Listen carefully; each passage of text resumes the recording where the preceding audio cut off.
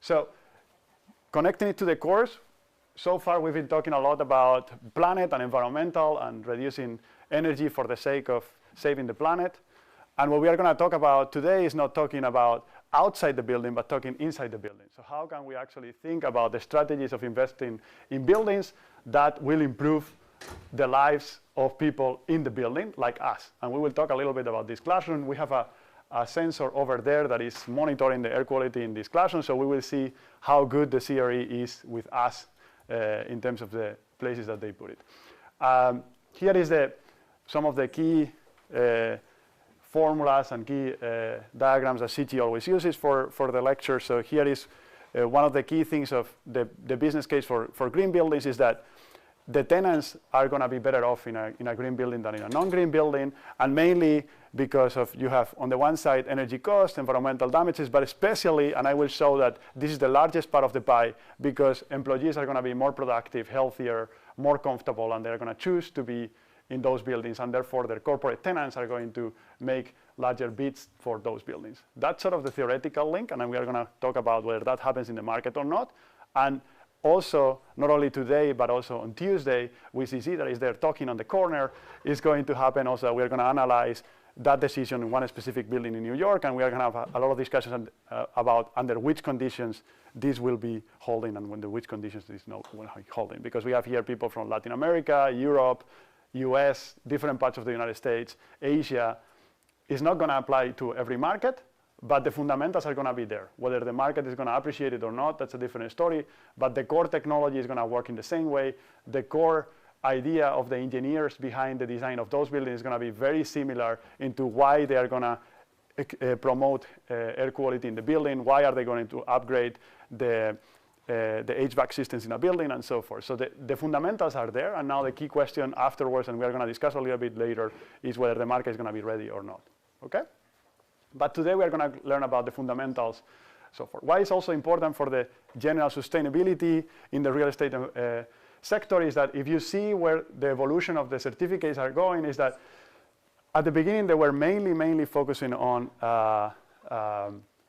saving energy, reducing emissions, and so forth. Actually, at the very beginning, only saving energy, because there was not even the Kyoto Protocol back then, but really saving energy, reducing the energy costs. It was the beginning of the energy crisis in the 1970s and 80s in the United States and Europe and so forth. So that was the focus of green building certification. As we move towards the present, you see that health starts to appear more and more, and you see that it takes a larger role in the green building certification, and you even have, since 5 years ago, certifications that are specifically focusing on health and well-being in the building. So you see that in the green building market and the green building sector, the role of health is going up more and more, especially since the COVID-19. David, tell me. Just a question, I guess. Sure. Are there studies, like longitudinal or like discontinuity studies done on like whether people do take less sick days? Yeah, we'll show you later. Actually, I did one. I'm very proud of it. That's Juan's PhD dissertation. And the work of a lot of people. So there is actually, you're in a very good city for health and well-being in the built environment. So you have me, that's great. But beyond me, you have the Harvard School of Public Health. You have Joe Allen, and in HBS, you also have John Macomber. They both wrote the book on healthy buildings. They are very big into understanding what is the business case and what are the effects of buildings on human health. It's quite a lot. Ariel. What are you talking about in the 1990s, like to solve health threats? Yeah. So that is something that was a rebound in the way that we understood sustainable buildings in a way. Well, not actually. It was. I don't think that they were talking about sustainability, but anyways, in the 1970s and 80s. They were experiencing this very similar environment as what we are experiencing now with the energy prices. Very expensive because of international conflicts and so forth. The price of oil went up by a lot. And then out of the sudden, you went from almost paying nothing for energy and wasting a lot of energy not only in cars, but also in heating, to being actually paying a painful price for every degree that you put up in the heating in the building. So one of the things that the physicists and the engineers figure out is that, hey, you know what? One of the most expensive things that you need to do in a building is to bring fresh air from the outside, because every time that you bring some fresh air from the outside, you have to bring it to the temperature that people inside the building want to have. That means bringing from 0 degrees Celsius to 20, or from 90 degrees Fahrenheit to 60 or 80s. I don't know, like Fahrenheit is something that I still have to work on, but let's say from the 90s to the 80s. Anyways, that is one of the most expensive things that you need to do in a building. So what do? Let's reduce the amount of air that you bring into the building. That comes with reducing ventilation rates, but it also comes with designing buildings that are practically bunkers, where there is no filtration of air from the outside. That is great for reducing energy consumption, but it creates a lot of problems with air quality. So that was when the term of sick building syndrome was coined, where people will get into their offices and will get headaches, and they will get a lot of problems that are just purely related to the place where they were working. And not to say the risk of infectious diseases like COVID and so forth, where basically we are all sharing our air. I'm throwing a lot of droplets on you guys. So the only ones that are preventing you from breathing what I am exhaling are these guys there that are trying to suck the air faster than your lungs can breathe it in. So all of these problems were happening in the 70s and the 80s. There were a lot of problems in the office sector especially, and that was something that we're trying to remediate afterwards. All right? And to understand the role of buildings, you have to understand the role of environment on our health. We have people from all over the world. I think that things like, we have a lot of environmental threats, but I'm going to show you the two most prominent. This is a satellite image of the level of air pollution all over the world. You see that almost in you can find your city here. You can see that anywhere where there is a city, almost there is a red spot. That means that there is a high level of air pollution. So it's almost like pollution is the shadow of humankind. So because the way that we move, we generate pollution. The way that we hit our buildings, we generate pollution, so forth. And we are trying to remediate that, but that is now the reality for all places in the world. And what you see is that WHO considers that as one of the largest threats. Actually, as you see here, 4.2 million premature deaths due to inhaling air pollution across the world. That comes because when you inhale these little particles that come out of the exhausts of buildings and power plants and so forth into your lung, that damages your lungs, that gets into your blood flow, that also hurts your cardiovascular system, and ultimately, and that's also something that we've been discovering for the last years, and now is one of the most serious threats, it gets into your brain and it affects your cognitive performance. So all of those things are things that are out there, and you guys have been breathing quite a bit of it already on the way home to here. All right? So that's one of the things that the building is trying to prevent, and I will talk a little bit about it, because the air that we are breathing here is being brought up by these guys, these systems. So we are not breathing through a window or anything. So this building is between us and those red things that you see there. It's between us and those cars that are polluting and so forth. So all the time that we are spending here is actually a time that the building can reduce our exposure to those things and make us breathing healthier air that we will have outdoor at the door of the CRE. So the question there will be some of the strategies that we can do to make that air as healthy as possible. That will come with investments in the HVAC system and so forth. This is one of the key things, especially in areas like California, where you have got wildfires, but also Beijing, Delhi, and so forth, where there is a lot of focus on how do you filter the air in a way that you reduce as much as possible the level of particles that people will breathe in. So that's one.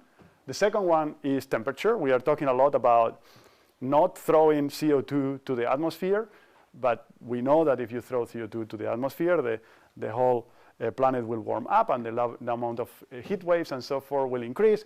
There are a lot of studies too to show that the effect of heat on human health and cold on human health, and there is around 5 million premature deaths every year due to being exposed to extremely cold or extremely warm weather.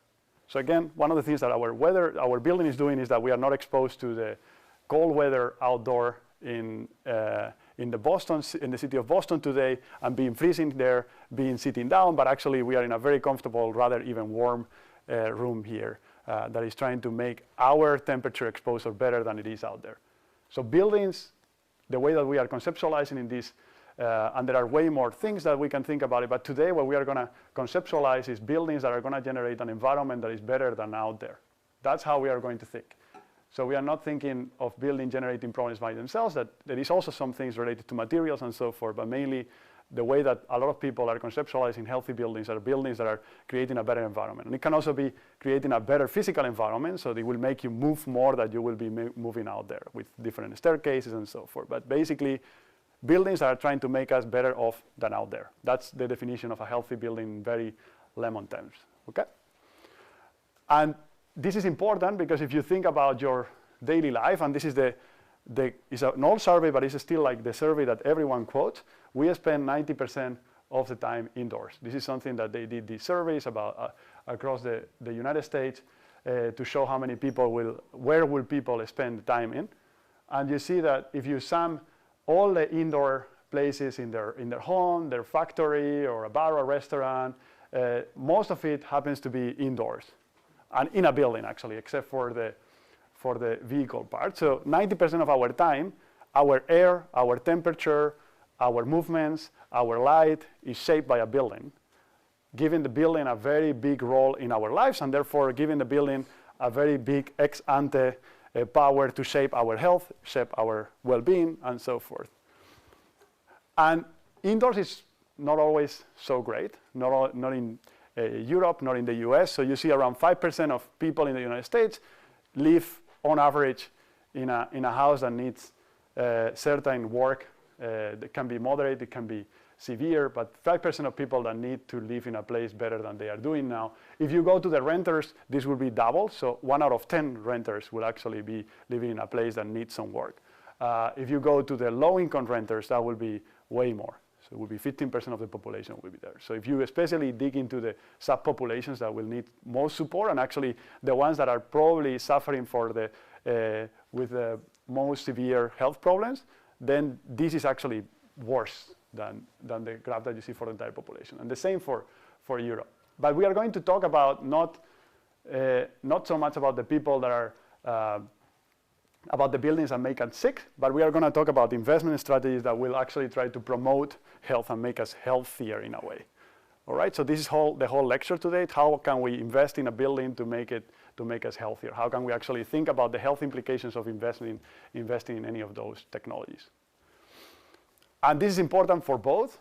I know that before there was not a lot of reactions from the public sector, but if you really look at the amount of money that governments spend in health is around, in a normal year for a lot of countries, almost 1 out of 10 dollars that we generate goes to paying healthcare and to make us avoid from dying or make us less sick than we are. Basically, 1 out of 10. And if you see what happened after COVID, you see that in places like the United States, things skyrocket. So it's a substantial amount of all the money that we generate in a country going to healthcare.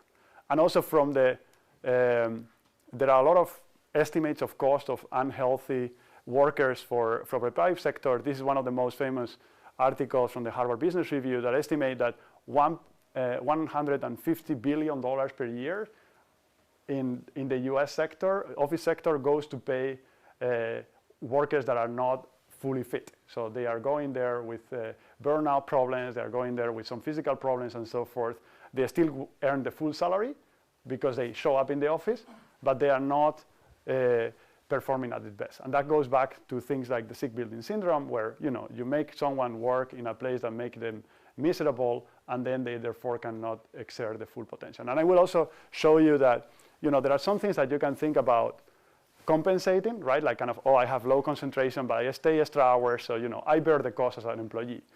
I get some extra coffee, and I still, even if I feel a little bit dizzy or whatever, I'll just get the job done. But when it comes to decision making, when it comes to negotiations, when it comes to being in a boardroom, and you need to make a sharp decision, that cannot be compensated. If you make a bad decision in a strategic meeting, that is going to haunt you for the rest of the quarter at least. So if that is affected by the place where we are making those decisions, even at the very low margin, you will see big consequences, because these are big numbers, right? The 10% of the GDP of the United States is a big number. So even if you do a 0.5% change on this number, it's going to be a big change for the whole country. The same for $150 billion for the US sector. So we are going to be moving in those margins. Small impacts, but hopefully credible. But if you make a small impact in a big part of the pie, it's going to generate a big impact after all. And that's different from the energy efficiency, where utilities, as we will show in the income statements from tenants, utilities tend to be relatively a small part, but we can actually make a big impact with energy efficient investments. But you need to make a big impact, because otherwise it will not make a meaningful change in the income statements of tenants. But here it is, you have a large set of the pie. It's very difficult to make even any small impact, but if you do, you have very big numbers that will actually make a very big impact after all when you compute that. Any reflections, Siqi? Yeah, that's why the CRE, we are committed to make this place a very healthy place. Amen. We are going to renovate this lecture hall to make them healthier. Because we understand the science. Exactly. So if you have any requests, please send an email to Siqi with a nice sofa or something. I already doing so. Yeah, when after you graduate. Help us with this. But you can always come. You will anyways come for the commencement. So imagine being here with a nice sofa, and I think that would be nice. Yeah, good. Okay. So now that we understand the science and what buildings do to inject, what the environment makes to us, and sort of like the prospects of making a lot of money, let me go really into first the impact of buildings, or the proven impact in the research of buildings on human health, by me, but also by others. And then also, not only on the occupants and the people, the users of those buildings, but also how that scales up all the way to an investment valuable decision, right? So how the tenants will actually be able to pay for this or not, and why would they pay? So basically thinking about the accounting of those. So my employees are healthier, but that doesn't mean that I care. But actually, if that means money for me, then I will care, and I will actually make sure that I'm in the best office, or that that office is at the best performance that it can be. But then also, of course, talking about when we climb the ladder, also some barriers to adoption, right? So even if we prove that these buildings make people healthier, even if we prove that these buildings will make people more productive, is this going to scale up to the final decision maker that is able to actually put the money to make that investment? And we were talking before with William about the fact that sometimes these split incentives are not easy to solve, and we will have them here again, and actually we'll have a little bit more a more complex flavor than even the energy efficiency for certain reasons. So we need to understand both. We need to understand what is the potential of these investments, but we also need to understand very clearly what are the barriers, and also start the conversation about what are the solutions. So this is the whole purpose of the conversation today. And finally, to wrap up, to connect to the first two lectures of the course, including also the introductory lecture, the three first lectures of the course, connecting healthy and green, and is there a trade-off or not, and so forth. And if we have time, given the projector part, I can also give you a glimpse of how COVID is going to shift, or is shifting all of these things. All right? So, Jason. Like, in Yes. general, how do you design these studies, like, to control for all the other factors that go into, like, because often healthy buildings, green buildings are also just, like, newer buildings, like, maybe with a better layout, or, like, more ergonomic furniture, better lighting. Like, how do you control for the fact that it's the healthiness or the greenness that is what's causing productivity increases? Can you hold on that for like 5 minutes? I have like 3 or 4 or 5 slides for that for you. Then you throw all of those comments to me. But that is going to be an important part of the lecture. So that's exactly what we are here. Actually, one of the main purposes of Siqi and me in this course is actually to giving you the right thinking tools to evaluate those in a way that is a fair assessment, and is an actual assessment of the feature that you want to evaluate, and not on something else. Because that's something that you can carry for anything that you will do in your job afterwards. Like, I can teach you everything from the current technology now, but if it changes in 5 years, you are not going to be in a very good position. But if I teach you how to think about any evaluation of a technology, you can carry it for green, healthy, smart, heat pumps, hydrogen, whatever it is. You will think about the exact same in the exact same way. So we are going to do that today. We are going to do it tomorrow. Not tomorrow, sorry, next Well, actually, maybe tomorrow in Naco Taco, I can also give some of those. No, but next week with the Green Cities lecture, there will be a lot of it. We call it apple-to-apple comparison, right? So you really want to compare things that are exactly the same, except for the fact that that specific feature that you are looking at is changing. All right, so in terms of what we can do in the building, and given that Siqi is going to unlock a lot of money, what can we do to this lecture hall to make it? There you go. We have an inquiry already. Always bugged me about this lecture hall is no outdoor light. No, wait 1 second. Siqi, can you take notes? Okay, yes. Very important. There's no outdoor light, and so But this it's is hard very to hard. see the one. You don't get the health benefits from it, and also you don't see the time pass. And so like you're just like, I've been in here for so long, Yeah. and the hours just go by and by. And you're just like, what happened to the day? That's my biggest complaint with this room. Can we test that? How long do you think that you've been today here? 6 hours, 8 hours? I don't know, 25 minutes? So, no, actually today it feels shorter than it is. It's, you've been here 40 minutes. Oh, okay.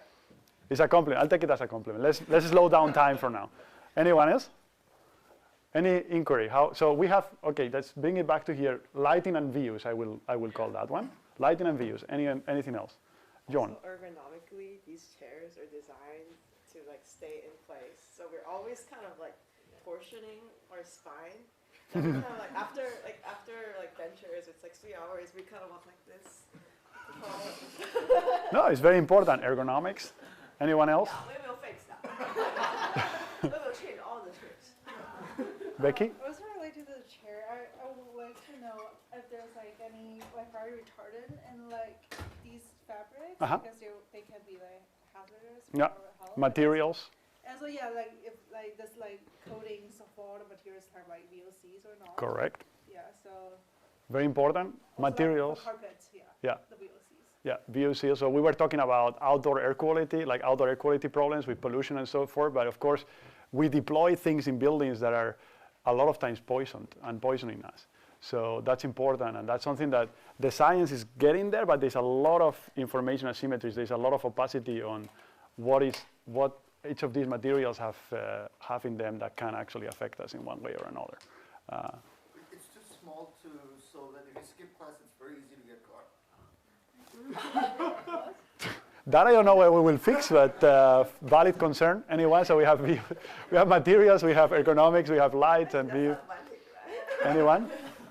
Zheng. Yeah, so I don't know how efficient the ventilation system is here, but like after ventures class, which is 3 hours, at the end of the day, like I can't like focus, and I actually get a headache. Not all the time, but sometimes. Ventilation. So here we are testing it. This guy, I don't know where you guys can read it. It says 700. When it will get to 1,000 or 900, then these things will actually start considered as not healthy. We are keeping it below. But we will show you that even going from these levels all the way to 500 can actually have a benefit from concentration and so forth. But that is definitely one of the key things that at the moment, because of COVID, but also beforehand, like ventilation is being considered sort of like the flagship of healthy buildings. So if you are in a building that is not good in terms of air quality, it's very hard to argue that it's healthy. Anything else? One more. Give me one more. We talk about views. We talk about the ergonomics. We talk about VOCs and materials. We talk about ventilation. We talk about, Tamar? Lights. Artificial lighting, yeah. And also just the tone of them, from yellow or white. Yeah. If it could, sunlight light that imitates Yes. sun qualities. Yeah, that's an important one. You know that I have a joint position with the University of Maastricht. There you have Philips, and Philips is developing a lot of work into trying to mimic natural light. The reality is that you look at the science, it's very hard to mimic it, but there is definitely a room for improvement in terms of what we have here and what we could have. But it's very hard to mimic any effects that the sun have on us in our circadian rhythms and so forth. But we can make our lives less miserable by being here. Yeah. Yeah, and those two lights kind of makes the PowerPoint harder to see somehow. That I can fix, right? Oh, can I fix it? I don't know. You can select two. I don't know if you can Nice. control every single one of them. Yeah, this is That's great. Sometimes actually just about asking the right question. And also, I noticed It's something about me, my perfume. the 10 slots works for hours, but if it's if a student from Sloan or Harvard, the other class doesn't work. You couldn't fit it in. That's an easy fix too, Siqi. It's much bigger. Oh, there's bigger. Yeah. Oh. We should ask them to change. We are not inclusive. All right, guys, but these are, let me, I put it also in the reading notes, but these are pretty much we hit into everything that is there. We missed noise. This is sort of a bunker, so we don't really have a lot of noise that is good, but of course comes at the cost of not having any views or anything like that. Plants, we don't have any plants here. Siqi has the office full of plants, but she didn't dare to bring anyone here. And then, as we say, design and so forth. And of course, there is a lot of work into the access and the design or something of how you make people move in a building, right? So you see that in a lot of these healthy buildings, when you enter, the most prominent thing that you have is the staircase to make you go up and move and exercise. And in some others, what you see most prominent is an elevator. And we are not talking about the high-rise buildings where you don't have any alternative there, but we are talking also about like a 4 or 5 story office building where you could definitely walk upstairs and you still make people the default and nudge them to go to an elevator. All right, so, but what I like is that almost, I saw you, what I like is that almost in any class, I always come to the conclusion that this graph is sort of intuitive for everyone. Like kind of, we all think that there is a better way to design buildings and along the same dimensions. So this is nothing that is rocket science. It's not that I'm asking you how an mRNA vaccine works. This is something that if you give people the opportunity to talk, they will always point out the same problems. Tamar? Are these all measurable? Are these all being measured when? So a lot of the top part are measured at a continuous basis. So this guy is measuring, it's a chip sensor and it already measures thermal comfort, it's already measured indoor air quality and ventilation. Not very difficult to measure the tones and the intensity, especially the intensity of light, and noise and acoustics also very easy to measure. A lot of these guys will be way more qualitative to measure. And the studies will be a little bit less strong than what you have up there. Because also this comes from environmental science, this comes from more the psychology and software part of the scientific world. So you don't need the bottom parts to be included in order to determine the Yeah. length of the video. Yeah, I mean to be comprehensive. Yeah. But I mean, there is definitely studies that would say that makes a difference and so forth.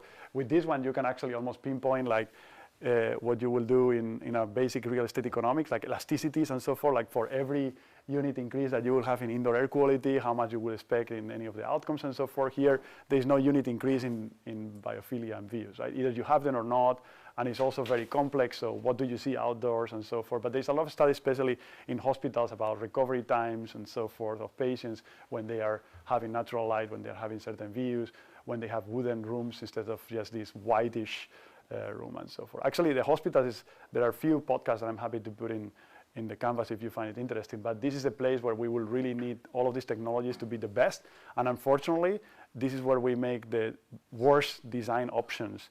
That is actually very, very sad, that we actually make people going through one of the most difficult moments in their life from the family side or from the patient side in the rooms that are actually white with no consideration for design and making them more miserable than their disease will actually even make them. So there's a lot of there, very interesting topics.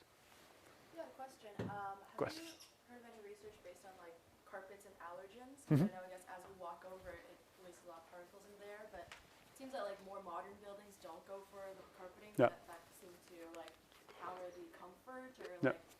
like, yeah. Yeah, there are quite a lot of these things out there of like the risk, like the problems with carpets and VOCs and so forth, and the dust that will make people less healthy, or in schools make asthma attacks and so forth more likely and so forth. Like there are a lot of these things, but the problem is that when it comes to materials, the problem of thinking about it in a systematic way is that when it comes to make decisions for your own building on how do you upgrade them, there is not a lot of information about any of these things, composition and treatment along the way, right? So we don't know where these, what kind of paint they put in this wood to make it more resistant to different things and so forth. So it's very hard to understand the chemical composition of anything like that. You will expect that, and that's sort of one of the discussion points of the Healthy Buildings book of these Harvard professors. They put it in a very nice way. You will find it crazy nowadays if you will buy any, can I take this? If you will buy any drink or any food item, and you will not see the composition of every single thing that came into the production of these guys. But you cannot see anything at all when you buy any building or almost any building component that you want to deploy in a building. So to have this strategy in a systematic way, we are a long way down the road to go. And that also affects, by the way, a lot of the problems when it comes to energy efficiency, that we don't have these building passports that will actually let us understand what is all the elements and the characteristics and the efficiency and so forth. So then we could actually, as almost like a Lego type of work from an engineering perspective, see what type of elements do we need to upgrade to have the biggest impact, because we bought something that we don't know what has on, and we have to even like break the roofs and so forth to understand what is really in there or get into the machines and so forth. So it's very hard. We don't have a systematic information system on components in buildings, and that's something that will require those type of strategies to flourish. Yes? So the light system and the planting are the essential factors condition to the house building. Because before I worked in the headquarters about the house building and pretty high standard about the WELL certificate. So planting is everywhere in our office and control the light system. So it is important. Yeah. Yeah, very important. Yeah. I mean, lighting is something that is definitely affecting a lot of our biorhythms and so forth, and then you can sort of go against the clock and the day if you flatten it out over the entire day. All right. Today we are going to talk about, mainly for the sake of time, because otherwise we will have to be here as long as the studio class the other day or ventures, and it's really not the purpose to lock you up here for 5-6 hours today. So we are going to walk through the whole value chain of ventilation and air quality, just to show how to think about it, how to be critical about the science, how to be knowledgeable about how tenants will think about it, and also how to discuss what are the barriers to it, right? So let's go through 2 basic examples and then climb from the very bottom all the way to the very up, and you will tell me when you have any questions and comments and so forth. Okay, I like this lively discussion, so I'm very happy today. I think that we are beating the previous class last year. It was very lively. Yeah, you remember, Chris? You were always a quiet guy, though, but very, very smart. That's why we picked him to TA, and I actually even his thesis advisor. But quiet, you are quiet. By Nako Taco, he talks. Tomorrow you can come. You do you? You see? You put him in Nako Taco, he talks. That's the impact of buildings. All right, so the impact of exactly. That I don't know. I haven't. I cannot say that. So, all right. So first thing that we are going to do is how we are going to connect these different strategies. How are we going to evaluate the impact? So I don't know whether you guys have done any work on funds, but you have these impact funds. What they do all the time is one of the things that you need to do to create an impact fund is to show the impact that you do, that you create with the investments that you do with the money that you have in the fund. So let's think about healthy building strategies from the impact fund perspective. So how we actually are able to evaluate impact in a way that we can go to investors, developers, and pitch it to them in a way that say, hey, you want to generate a building that can promote X. This is one technology that you need to deploy because I know what is the impact of that. For that, there are multiple ways to think about it, but one of the most intuitive ones that I think, especially when it comes to air quality, is coming from the environmental science and the environmental science literature, where when you want to evaluate the impact of any threat, any poisoning element, you have different steps. So you have, first you need to understand what is the concentration of that threat, right? So if you want to think about what is the impact of ozone or VOCs or PM 2.5 or something on someone in a given building or in a given part of the city, you first need to know how high is the concentration of that pollutant or chemical in that area. So the first thing we need to do is assess how large is the threat, how much of that pollutant that we want to reduce with those investments is. And then we need to know, because ultimately what we want to understand is the impact on people. We need to understand for everyone that passes by, or every one of the target group that we have, the occupants, the employees, and so forth, how much exposure they get. And that is break out in two parts: how much they get exposed every time that they are exposed, and how often they get exposed.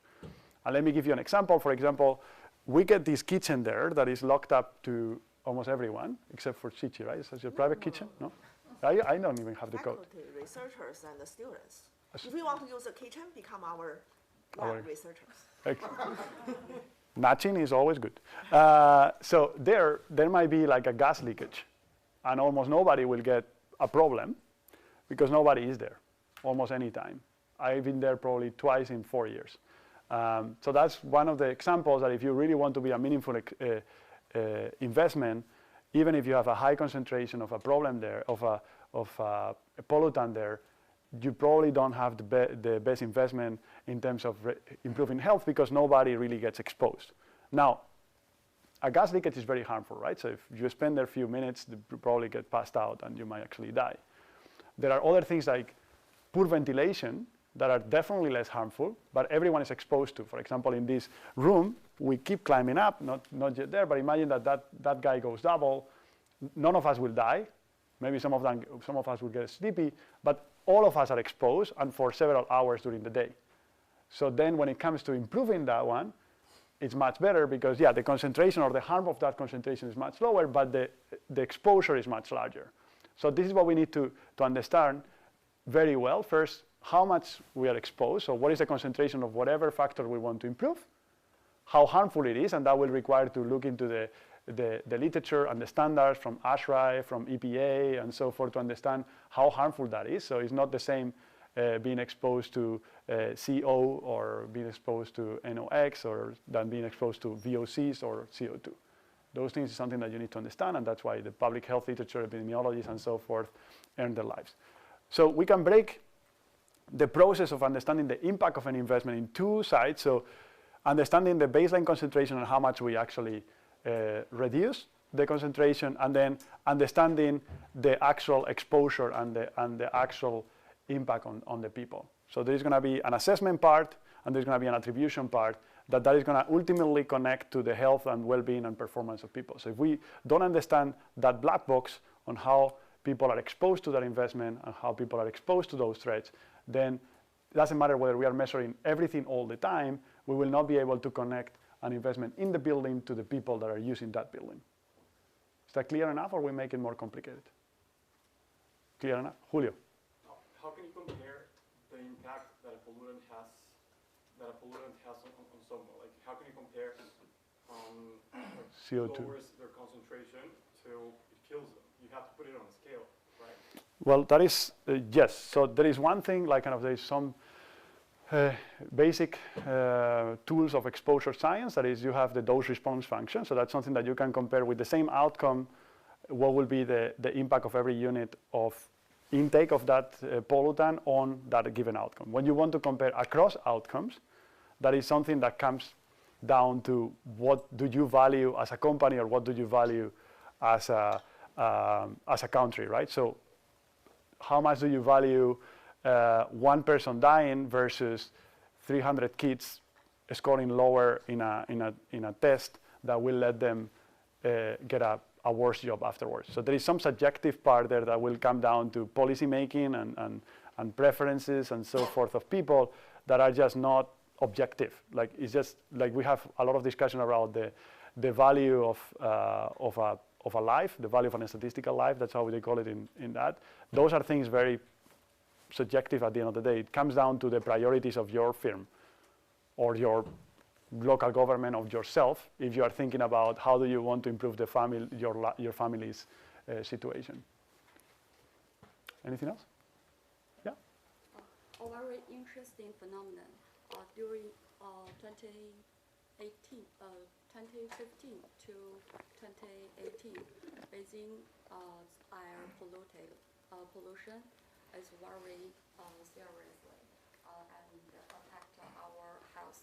So also developer who prefer to build the housing building. Mm-hmm. But after that, because the pollution improvement, and the developer will not prefer to build the housing building because it's pretty high cost. And the rent maybe a little increase. So it's very interesting. Yeah, Beijing is also a good example, right? Because Beijing, you have two things going in parallel. On the one side, the local government and the same as the national government tries to put down pollution. That's Siqi's a lot of work there. Yeah, She's the expert. And then on the other side, you get people. Exactly. So the threat, the outdoor threat is going down. And therefore, what you are preventing people from being exposed to is also going down. So then the benefits of improving filtration in China starts to be less problematic than when you go back to 10 years ago or 15 years ago. When was the peak of pollution, Siqi, in China? Yeah, I think that's more nuanced. Because although the absolute level of the air pollution is going down, maybe, thanks to the government regulation, but people's awareness is going up, right?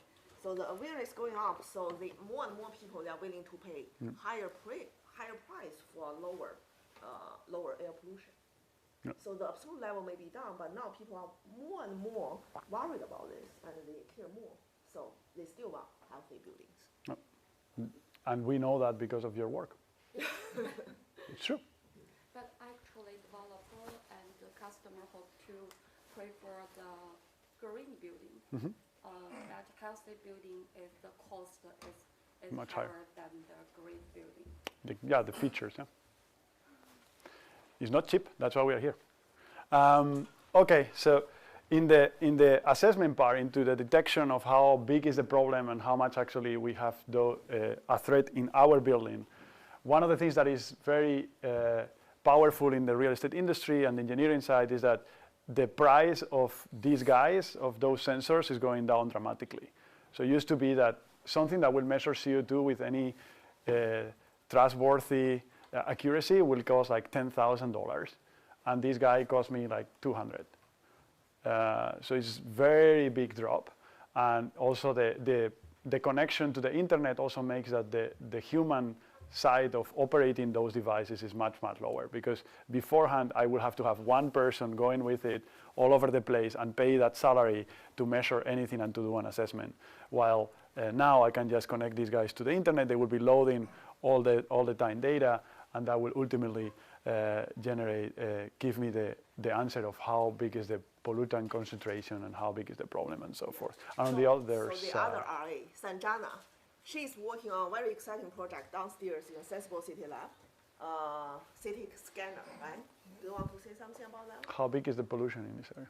Yeah, actually the pollution in Cambridge compared to a lot of the rest of the world, as you saw, like 90% of the world breathes polluted air, is pretty decent here overall, but there's high spatiotemporal variability. Exactly. So as Siqi was saying, even though absolute levels in some parts of the world are going down, we're starting to understand more and more of it, both in the scientific way and in the public perception way.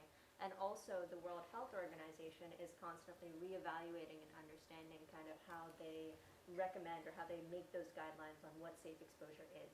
And so I think with the latest round of revisions, that's what kind of pushed, this number up so high for us to understand that, wow, we are not doing so well in terms of mitigating a lot of the root causes of this work. Yep. So there's a lot of interactions and there's a lot of, interplay between the built environment, especially in urban areas, transportation, air pollution, and as Juan was talking about as well, personal exposure. Different groups are exposed in different ways depending on what they do, their incomes. Yeah. Unfortunately, especially in the United States, race is a very big indicator of exposure to air quality or environmental conditions. So it's a very complex set of topics, but as Juan showed us, there's some really nice ways that we can combat it from the inside. Exactly. And I would say the WHO puts the alarm up, which means that puts the level of acceptable exposure down every time. So it goes like 40, 25, 10, and it seems that it will get to 0 because any particle that we will breathe will generate somehow a damage. And on the other side, the data from people, our phones are generating so much data of us and all the wearables. Some people I can see here with Apple Watches and so forth. So we now have access of pulse and movement and so forth from a bunch of people that were actually very unaffordable again a few years ago.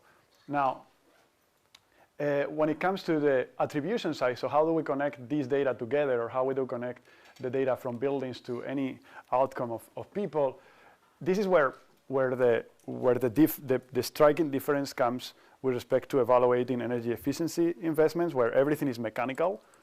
You know, as a facilities manager, at which level you're running the engines of an HVAC system, and you can actually see very accurately what that will imply for the energy consumption of that building and the CO2 emissions and so forth.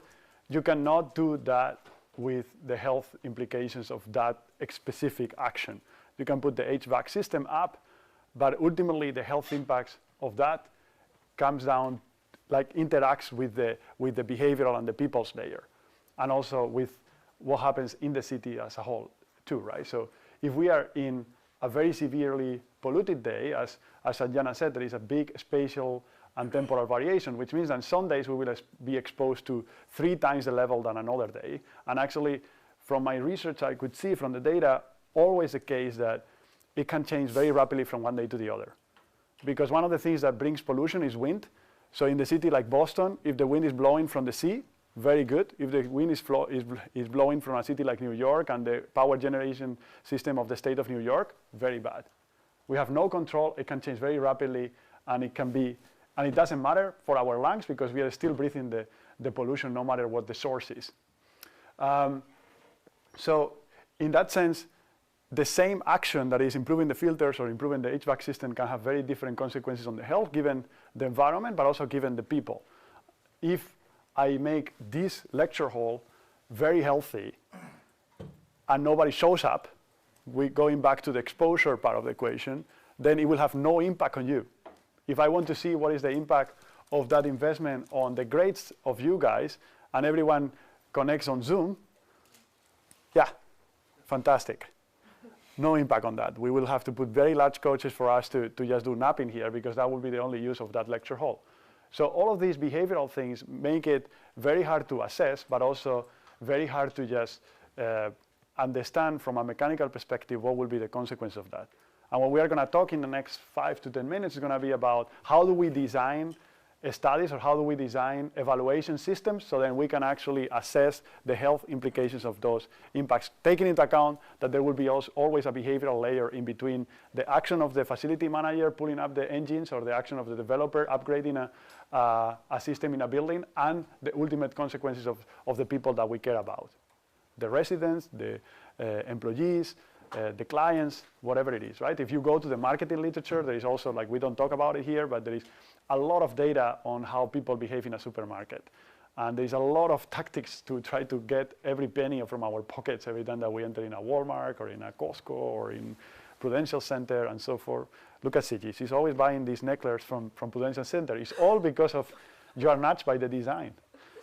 All right, so going back to Jason, this is your moment of glory, because I prepared this slides exactly to tackle those questions. So when it comes to understanding the impact, as you said, it's very hard, because if you just, whatever the difference between a healthy building and a non-healthy building comes in terms of health and performance, let's say that we find that the people living in this house are being 5% healthier and 5% more productive than the guys living in this house. Now, the question is, what generates those differences? There could be some features there. They might have better ventilation and so forth, but the level of health, especially when it comes to air quality, is very much shaped by the environment where these guys are. So it's very hard, right? You have different things like green areas and so forth that will actually affect the ultimate level of environmental conditions in this house, and that will actually be very different if we have in the other side factories and so forth. So the outdoor factors change, and we have to control for that in one way or another. And also, one of the important things is that the occupants are also different. Because if you think about that area, and if you think about that house, and those two houses are put in the market, then the question is, why would you go to the one on the right? Why would you go to a house that is in the middle of an industrial area, gray, full of clouds? Not good, right? So the reason why you will go to that house is either financial. You cannot afford to go to the one on the left, and that means that you probably cannot afford also other things related to your health. You might actually not have the best health insurance. You might not go to the gym. You might not do other things. Or even if you have it, it might be your choice not to pay the premium for this house. And it might be your choice also, therefore, not to go to the gym because I just want to save all my money or whatever, or I just enjoy doing other things. I just enjoy going to the cinema and I don't enjoy going to the gym. So your value of any health strategy that you have in your life, not only the place where you live, is probably much lower than the guy that lives in this house. And that introduces a lot of problems because all the difference between these two guys are not related to this specific guy here, but is related to this, but also to the people that lived in there. And therefore, if we let people choose the environment where they live, where they work, then we will always have this problem confounding our studies and introducing and basically inflating the difference between this building and this building, because all of it is inflated by the outdoor environment and all of it is inflated by the people that live here versus the people that live here.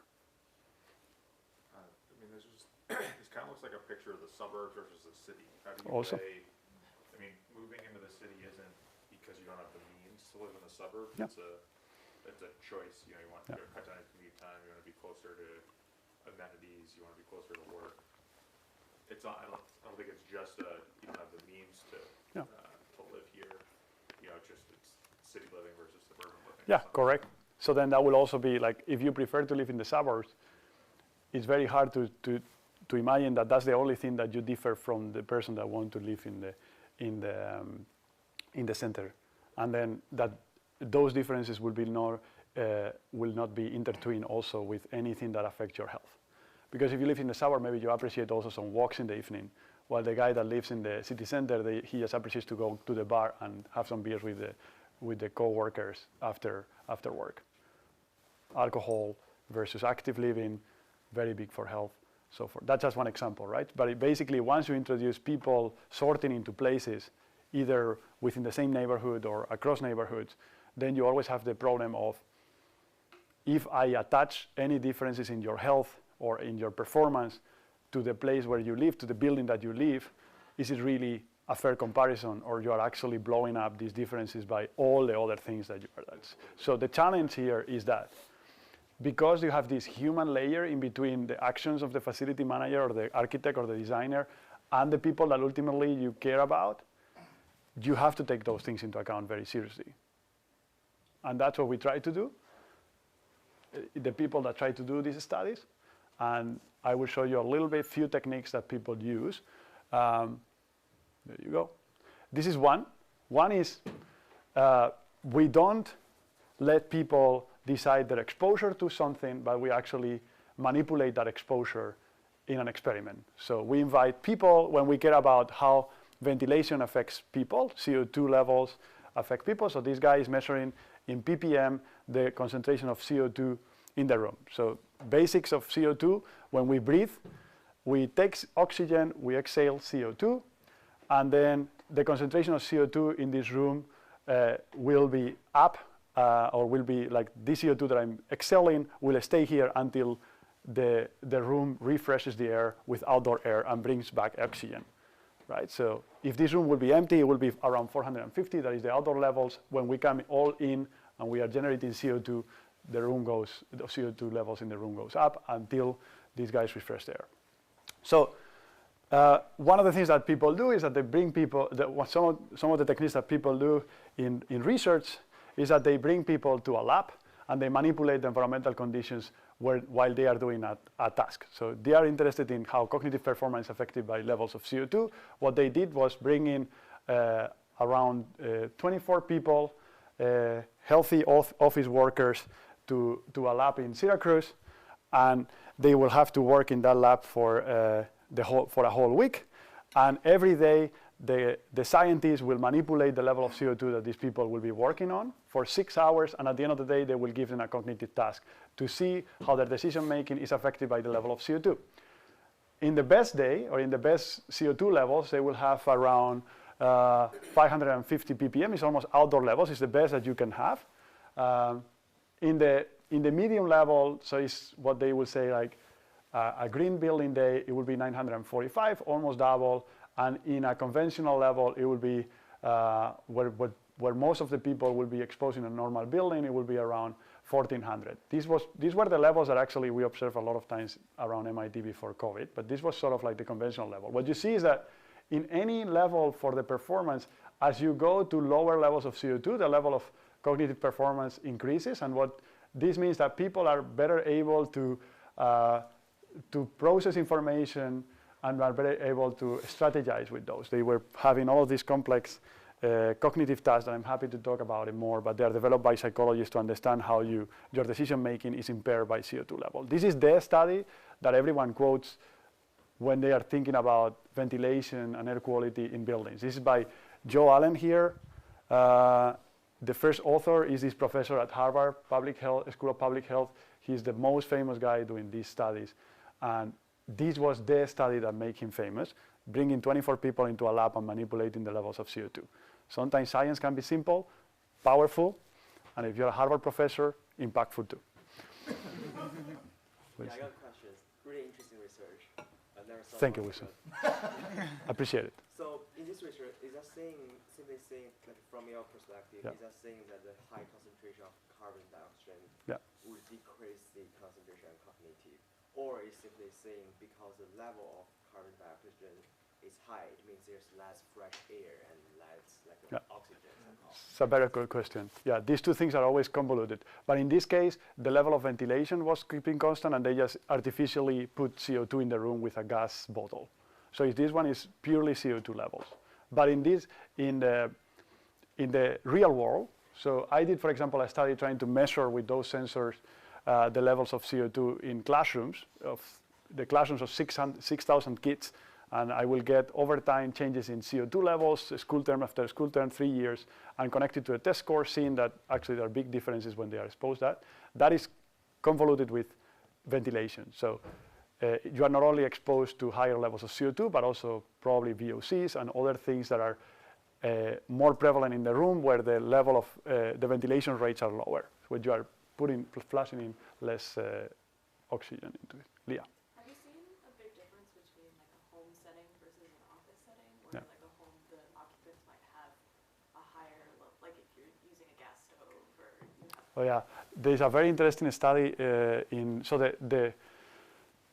the exposure science studies in homes are usually less prevalent because you have less ability to measure and so forth. But there is one done by researchers at MIT where they install all sort of sensors in homes, and there was sort of like your toaster is killing you.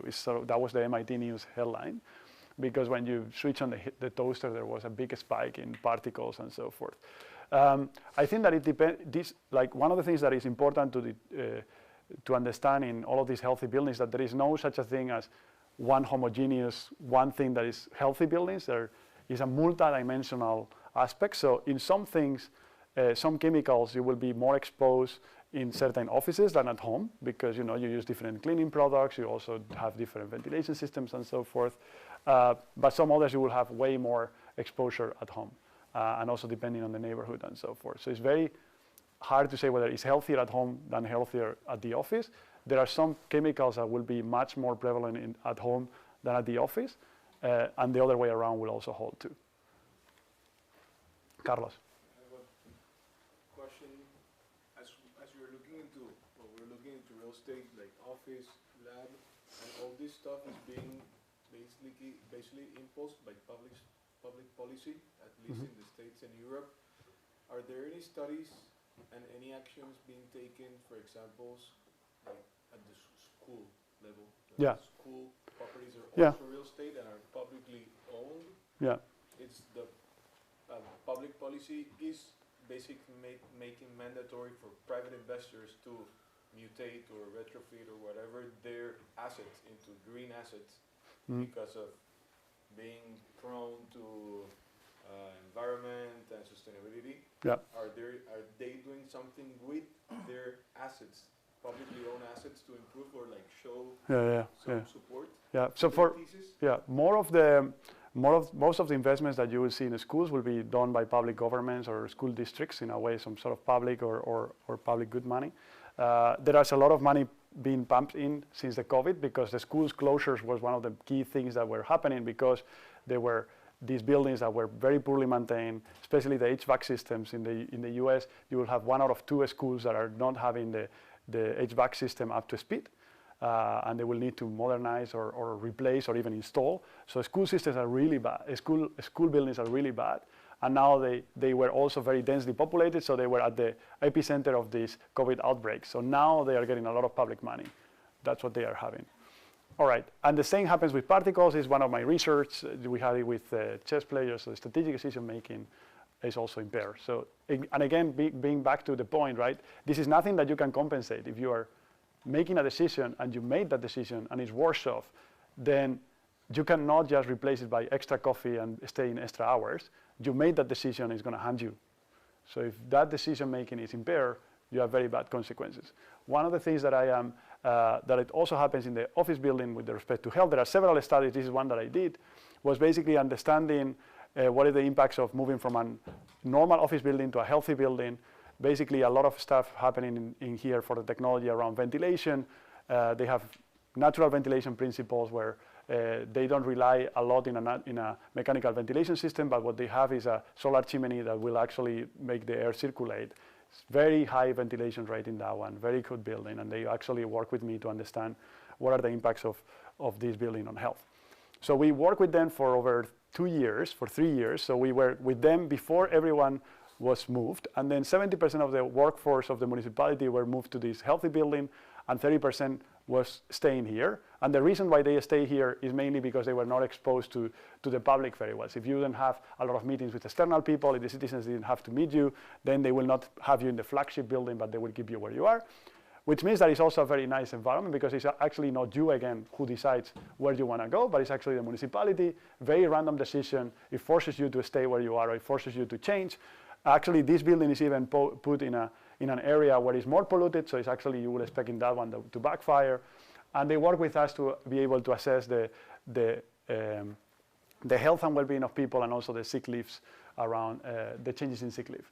And what you see is that when you measure how these people feel, we were seeing the prevalence of sick building syndrome, so the amount of people going there with fatigue and other symptoms. And you will see that almost 1 out of 2 will be suffering from that before moving. And then as they moved, the people that were to a new building went down by half the amount of people reporting sick building syndrome, and the others stay where they are. So this gap here will tell you the difference in health associated with the building. And if you will do the quantification and link it to the sick leave and so forth, you will see that if you will capitalize that investment, it will be around 2.5 million euros that this municipality is actually getting by just having people taking just less days of sick leave. So it was around 1 to 2 days less sick leave, and that is what you will get there. Now, why is this important not only for the municipality, but in general for corporate tenants, is because if you look at the income statements of tenants, you will see that most of the money of a corporate goes to pay employees. So we were talking a lot over the first 2 lectures around the not only because of the money, but also the CO2 emissions involved in it, but basically about this $3 part of the pie. So basically this is the 330-300 rule, is the proportion of money that goes to utilities, rent, and payroll. We were talking about that part of the pie, and now we are talking about that part of the pie. So even one, like very minor changes in here will generate ultimately a big impact in the income statements. So we are going to talk now about how to quantify those. You want to say something? Yeah, I mean a good example to support this healthy building. In China, a very famous developer called Beijing, and another about the Jingmao is famous about the healthy building. And the same location, the Jingmao's projects always price higher than competitor, and always can higher than 10% to 15% price than others competitor. Great. So, and always the consumer prefer to this higher price because they also the healthy to them.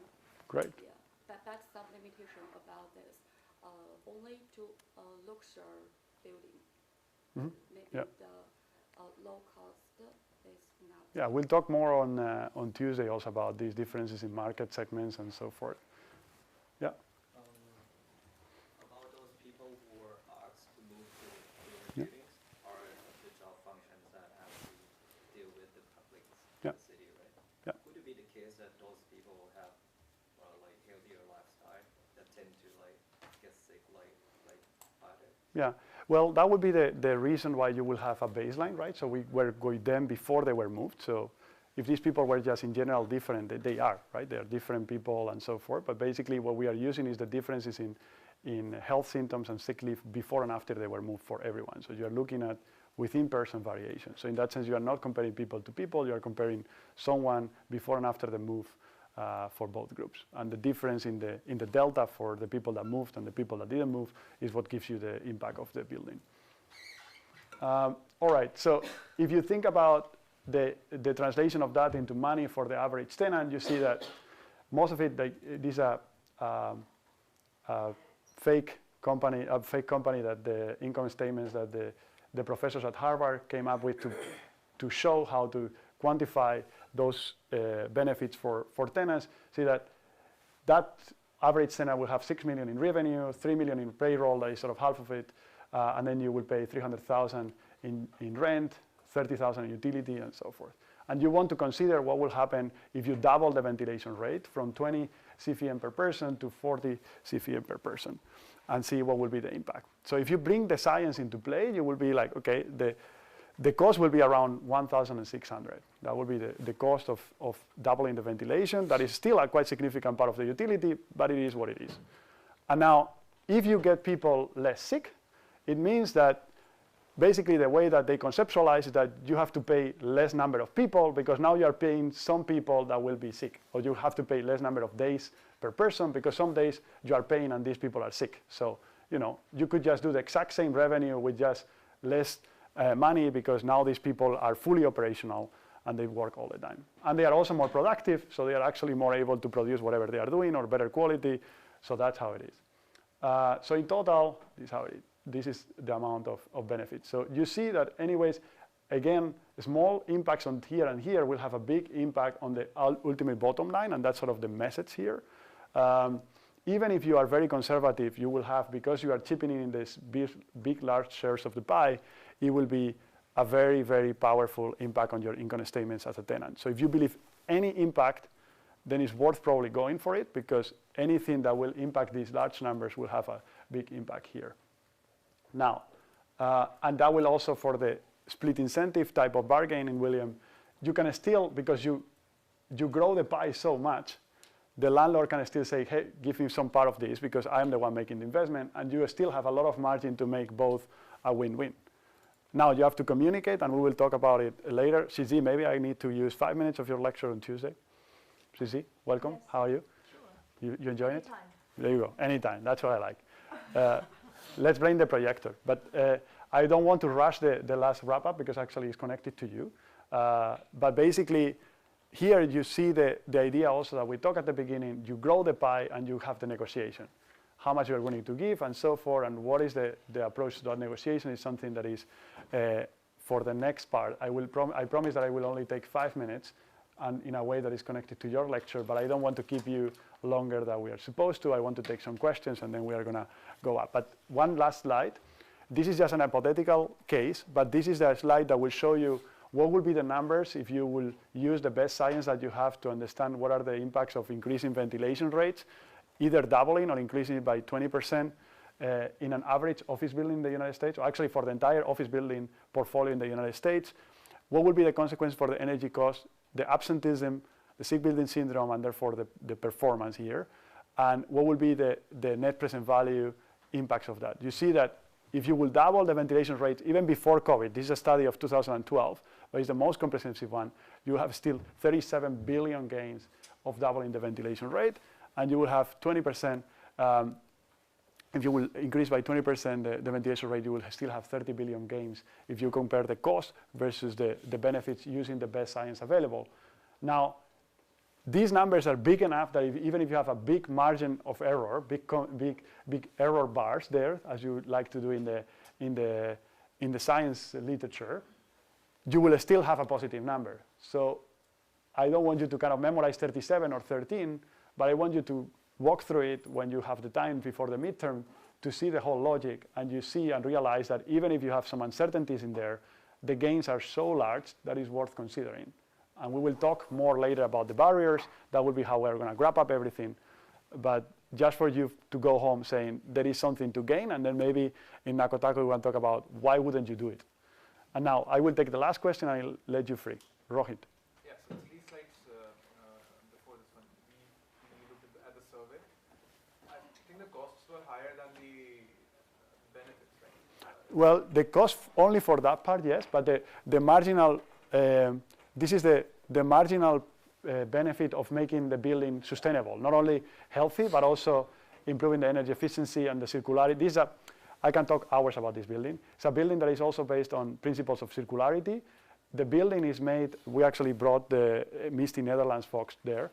The building is made in a way that all materials can be upcycled, from the tables to the concrete and so forth. So that requires also an extra amount of money to select those materials, have the people there to make sure that they wouldn't treat it in a way that will make it less upcyclable and so forth. So all of that is 3.4. They didn't quantify how much it was exactly the healthy aspects. Everything was a bundle. What they quantify here, but this is only the healthy aspects that already will cover quite a big chunk of it. And then if you put the changes in operation because you have a natural ventilation system instead of a mechanical ventilation system, so you need less operational cost of maintaining that HVAC system and so forth, that cost will be much, much higher. 2.5 million per year or? No, it's capitalized. Capitalized. Yeah, everything is capitalized. Okay, good. Good question, Rohit. Thank you so much, guys. I'll see you tomorrow and on Tuesday. We'll wrap up. Thank you for all the questions. Appreciate it.